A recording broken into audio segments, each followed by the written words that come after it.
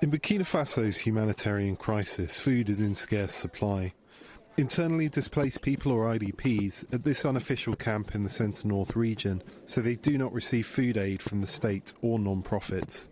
This woman, whose identity we have protected, resides in a host community for IDPs. She says she's been forced to take desperate measures in order to eat. We stayed in our shelters for 6 months without even a basic amount of food, unless you have sex with the people distributing the food, or prostitute yourself, or go in the town begging.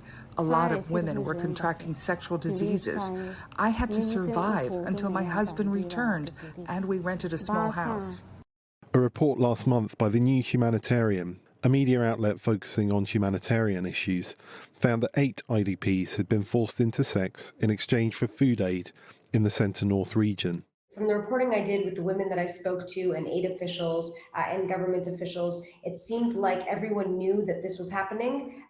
Few people were really willing to talk about it. The women that I spoke to said that they knew other women who had also registered for food, were having a hard time finding food assistance, and thought that they were being propositioned in the same way that they had been, either for sex or for money in order to add their names to the registration list.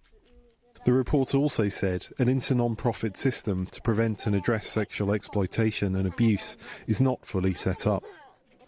An official from a town with a large IDP population, who spoke on condition of anonymity, told VOA the size of the Sex for Food scandal is likely much bigger than has been reported. There are so many women who approach us about this. I can't give an exact number, but I would say it must be between 20 and 30 displaced women.